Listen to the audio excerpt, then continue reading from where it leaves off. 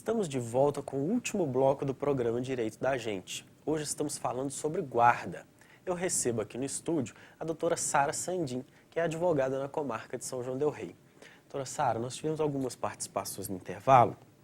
E um telespectador que não quis se identificar, mas desde já eu agradeço a sua participação, ela diz o seguinte: a mãe e a avó detinham a guarda de uma determinada criança. Posteriormente, por uma decisão judicial, essa criança ficou sob a guarda do pai. E agora a mãe e a avó estão querendo saber, já naquilo que a gente mais ou menos tinha adentrado aqui, se elas vão ter direito à visitação, convívio, e como é que elas fazem para chegar até essa criança. E além disso, se essa guarda que foi deferida ao pai pode ser revista em algum momento. Sim, como nós dissemos, a qualquer momento pode ser revista. De qualquer forma, se foi conferida judicialmente ao pai a guarda desse menor, né, é necessário que a mãe e a avó ingressem em juízo, né, através de um advogado ou defensor público, requerendo a guarda novamente ou o direito de visitação. Né, mas a qualquer momento isso pode ser revisto sim, não é definitivo. Né, então, podem sim ingressar em juízo, requerendo, comprovando, né, que tem condições de exercer a guarda, né, em relação à criança, ou se não, elas têm sim direito à visitação, caso a guarda seja mantida com o pai. Doutora Sara, até se a senhora me permitir complementar. Claro, por favor. Que eu achei a pergunta muito interessante do nosso telespectador aqui, apesar dele não ter se identificado. Sim. Mas é ressaltar essa questão do direito ao convívio, porque isso é quase que um direito personalíssimo da criança. Exatamente. De ter o contato, né, é um direito inerente, caro a ela, de ter o contato com a família, ainda Sim. que esteja na guarda do pai, da avó ou de quem quer que seja. Sempre né? que possível, né, esses laços familiares devem ser mantidos, né, por conta da afetividade, né, do núcleo familiar que tem que ser preservado, né? A tentativa é que seja preservado. Só quando não houver outra saída é que as crianças são afastadas do convívio. Mas na medida do possível, é preferível que mantenha a criança, né, convivendo com os familiares, pais, avós, tios. Isso é muito saudável para o crescimento, para o desenvolvimento da criança. Então é importante que isso seja mantido sim. O último caso é que a criança vai ser afastada, como última alternativa. Só quando não for possível, quando isso puder causar algum tipo de transtorno, né, para a criança, mas isso é uma exceção. Casos muito graves. Casos né, muito graves, né? Casos muito graves. É a última medida, uma medida muito extrema, né? Bom, no bloco anterior, nós falávamos dessa pequena diferença entre guarda unilateral e guarda compartilhada. Isso. E recentemente, acredito que todos tenham tido notícia, houve uma alteração nessa questão da guarda promovida pela Lei 13.058 de 2014. Isso. Qual que foi a principal alteração dessa lei, doutora? Bom, a guarda compartilhada, ela já existia, né? Só que não da forma como veio acontecer depois dessa lei que foi aprovada, né? Essa lei veio para regulamentar, né, para definir, né, a questão da guarda compartilhada e também para que ela seja preferencialmente aplicada. Porque até pouco tempo atrás, né, e o que a gente verifica muito hoje ainda, é que a maioria dos casos em que os pais são separados, a guarda é unilateral. Né? A maioria, em torno de 90% Ou seja, desses fica casos. só com um dos fica genitores, só com né? um dos genitores, normalmente, na maioria desses casos, com a mãe. Né? Então, essa lei da guarda compartilhada, ela veio para colocar como preferencial a guarda entre os dois genitores. Por quê? Para que não se corte esse vínculo, né? Como a gente estava falando ao responder a pergunta do telespectador. Para que seja mantido esse vínculo, para que não altere a rotina da criança, né? Para que ela mantenha a convivência com ambos os genitores, né? E que para que eles também possam desempenhar o seu papel, o seu direito e o seu dever enquanto pai, enquanto mãe desse menor. Agora, doutora Sara, é muito interessante essa questão da guarda compartilhada, porque, como a senhora muito bem colocou aqui, ela vem para mesmo forçar esse convívio dos pais com o filho. Sim. Porque, como a senhora muito bem disse, em geral a guarda fica com um dos genitores, há o rompimento do vínculo afetivo entre esses genitores, e aí o que não tem a guarda simplesmente, alguns abandona, né? Deixa pra lá, não vou perder tempo com isso, a mãe tá fazendo a cabeça, ou o pai tá fazendo a cabeça. Agora, essa guarda compartilhada, é interessante que a lei, às vezes, ela intervém na vida privada, mas ela não se preocupa com a dimensão Que isso vai tomar. que isso vai tomar. Por exemplo, se os pais morarem em cidades diferentes, como é que fica essa questão da guarda compartilhada? Olha, a gente costuma dizer, né, na área jurídica que cada caso é um caso, né? Então, cada situação que chega no judiciário tem que ser avaliada com todas as suas particularidades. Então, não existe uma previsão de qual cidade a criança vai morar.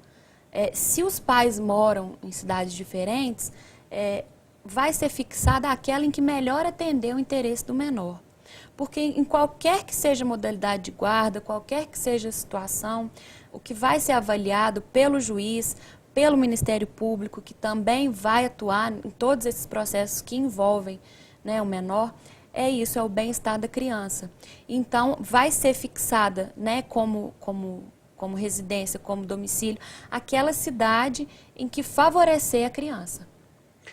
Por exemplo, se aquela criança estuda em determinada escola, já tem um acompanhamento médico em determinada cidade, Exatamente. né? A ideia é que seja mantido ali, né? Porque a ideia da guarda compartilhada é que cause o menor impacto negativo possível, né, na vida dessa criança. Então, a guarda compartilhada, ela vem para tentar manter a rotina dela exatamente como era antes, né, para evitar esses transtornos para com a criança. Né? Então, os pais se separam, não vivem mais na mesma casa, mas a criança tem que continuar com a mesma rotina que ela tinha antes. Então, de qualquer maneira, é isso que tem que ser sempre bem observado e é com base nisso que o juiz vai decidir o bem-estar do menor. E é interessante, doutora, quando a senhora fala dessa questão de manter a rotina, porque a ideia da guarda compartilhada é exatamente essa. Sim. Se antes o pai levava à escola e a mãe buscava, a ideia da guarda compartilhada é que continue sendo assim, né? Exatamente. O poder do pai ir buscar o filho, que ele esteja vivendo na casa da mãe, na casa da avó, enfim, o lugar não importa. Mas que ele continue buscando o filho, levando na escola, e que a mãe continue buscando na escola e levando para casa. É muito importante isso, para não... Às vezes é até difícil a gente imaginar a dimensão disso, mas imagina uma criança que está sempre acostumada a ter o seu pai levando à escola. Sim. E de repente o pai não pode mais porque brigou com a mãe. Sim, é uma ruptura muito grande, né? A questão é essa, que tem que ser preservado o menor que está ali em fase de crescimento, de formação de caráter, de personalidade. Então, traumas muito grandes, muito fortes, podem prejudicar tudo isso. Né? Então, tem que ser mantido. Os pais, eles têm que ter uma convivência harmônica, tem que haver esse diálogo, porque a tomada de decisões ela vai acontecer em conjunto. Né? Eles têm a mesma carga de direitos e de deveres. Né? Ela tem que ser distribuída de forma equiparada para ambos. Tudo em benefício do menor, sempre. Ok. Agora, doutora Sara, a senhora disse que preferencialmente vai ser dada a guarda compartilhada. Certo. Por exemplo, um caso de divórcio, foi concedida a guarda compartilhada, mas o pai ou a mãe, por alguma questão, não se adaptou ou não quer aquilo ali. O pai pode recusar a, por exemplo, se submeter à guarda compartilhada? Olha, o pai ou a mãe, ele pode abrir mão da guarda, né? No caso da guarda unilateral. Ele pode abrir mão, desde que faça mediante pedido expresso, né, através do seu advogado, naquele processo. Mas se o juiz verificar que existe condições de impor a guarda compartilhada, ele vai fazer isso. Se ele verificar que tanto o pai quanto a mãe têm condições de exercer a guarda em relação à criança, ele pode sim impor que isso seja feito, a menos que ele verificar que seja inviável, que seja impossível. Mas ele pode fazer essa tentativa sim. Ok. Bom, infelizmente, doutor, nós estamos chegando no finalzinho do nosso programa. Aqui o tempo voa. A gente tinha mais um monte de perguntas, um monte de tema a ser tratado aqui. Inclusive, peço desculpa aos nossos telespectadores, porque chegaram muitas perguntas agora no finalzinho do programa, então a gente não vai conseguir respondê-los. Mas numa outra oportunidade eu vou trazer a doutora aqui de novo, para que a gente possa sanar as dúvidas. E eu gostaria, antes de encerrar o programa, de mostrar aqui o presente que eu ganhei da editora Método, do Grupo Editorial Nacional, que é o livro Manual de Direito Civil do Dr. Flávio Tartucci. É uma obra completa que aborda todos os temas de direito civil, inclusive a guarda, ou guarda e também a guarda compartilhada, que é essa recente alteração que teve na legislação que nós estamos tratando aqui hoje no nosso programa. Você encontra esse livro nas melhores livrarias do ramo e também pelo site www.grupogen.com.br. Agradeço imensamente a gentileza da editora Métodos em ter me presenteado com essa excelente obra. Doutora Sara, gostaria de deixar o espaço para a senhora deixar uma mensagem para os nossos espectadores. Olha, depois de tudo que foi discutido aqui hoje, eu gostaria de reforçar essa questão, né, do bem-estar do menor.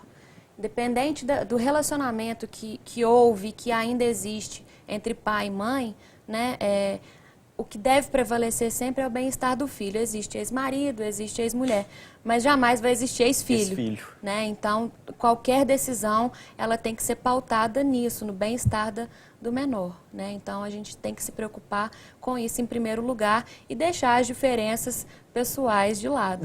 Né? Bom, doutor, eu queria agradecer muito a sua participação. Foi uma excelente oportunidade estar aqui com a senhora. Queria mandar um abraço aqui para as nossas telespectadoras que sempre estão conosco nos assistindo, Dona Imaculada e a Dona Cida, e dizer que se você perdeu alguma parte desse programa ou deseja revê-lo, ele é reprisado todas as quintas-feiras às 10h50 da manhã e todas as sextas-feiras às 22 horas. Eu volto na outra semana e ficamos até lá. Muito obrigado pela sua audiência e sua paciência. Boa noite.